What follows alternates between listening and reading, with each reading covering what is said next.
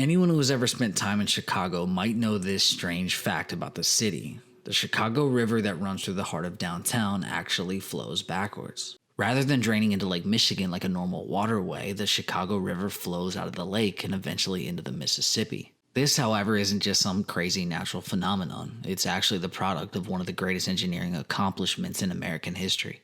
This is the story of how trash, dynamite, lawsuits, and just a bit of political corruption all came together to reverse the Chicago River.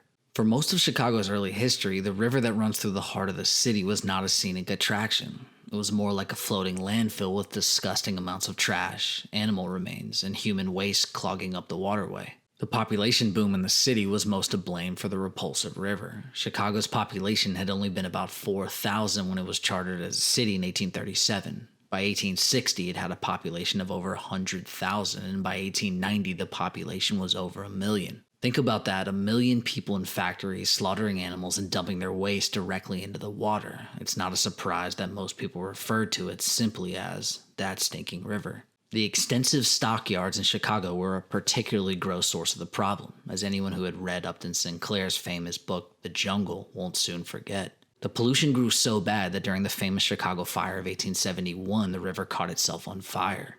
In those days, if someone needed to get across, there was no need for a ferry. They could simply walk right across the islands of floating sludge. So, of course, outside the obvious of being incredibly gross, there were significant problems that resulted from the pollution in the river. The whole city got its drinking water from Lake Michigan, right where the river emptied. Drinking water flavored by human waste and animal guts does not necessarily come doctor recommended, and unsurprisingly, it led to widespread health issues in the city. In the decades leading up to the reversal of the river, about 12% of the population died each year from waterborne illnesses. Now, before the decision was made to reverse the river, there were multiple interesting solutions that were tried.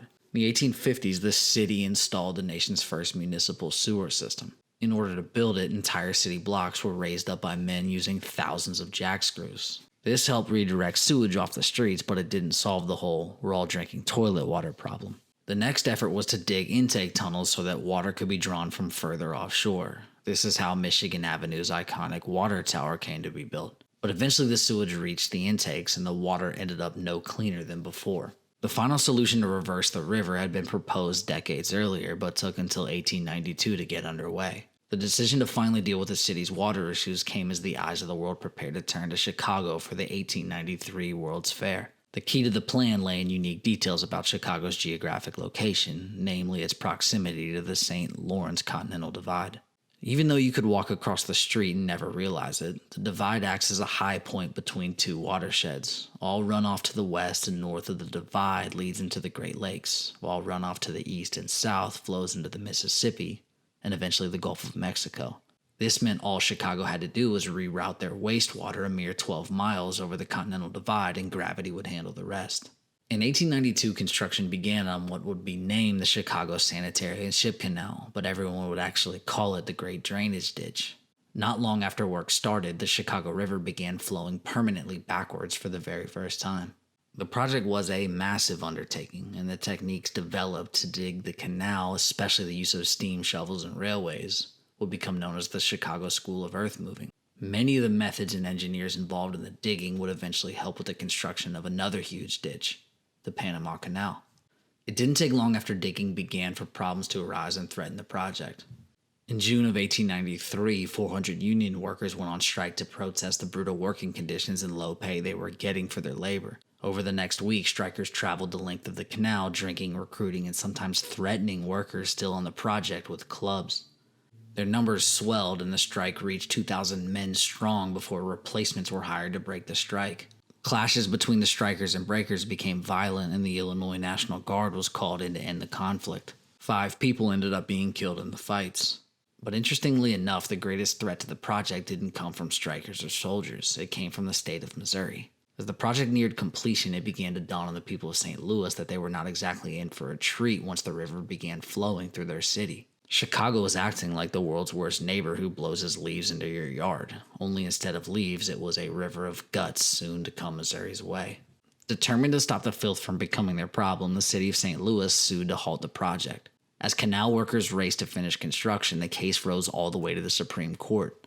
With only one dam left holding back the completion of the project, an injunction was filed that could legally require construction to be put on hold indefinitely. But if you think something as trivial as waiting on the law was going to put a stop to years of work, then you just don't know Chicago politicians. Instead, the police commissioner took matters into his own hands. Early one morning, he joined with a few trustees of the Chicago Sanitary District and snuck out to the dam. Before anyone could object, they blew up the last dam with dynamite, setting the river officially on its new course. The Chicago River project did not end with the opening of the first canal. Over the next decades, more canals were built to manage the flow of water. When Lake Michigan began to run noticeably dry due to the constant drainage of its water out into the Mississippi, a series of locks were built to manage the problem that are still in use on the lake today. The legacy of the project has not been entirely positive. Connecting the Great Lake and the Mississippi has led to a crisis of invasive fish species traveling up the river to the lakes. This includes a crazy species of jumping Asian carp, which can hit people with enough force to cause serious injuries. Congress has recently had to appropriate millions of dollars to fight the jumping fish problem. However, the primary objective of the canal was a huge success. Almost immediately, the river turned from brown to blue. In 1908, the Illinois Athletic Club organized its first Chicago River Marathon. Today, sailboats float by on the river instead of animal carcasses, and tourists can walk the lakefront without holding their noses.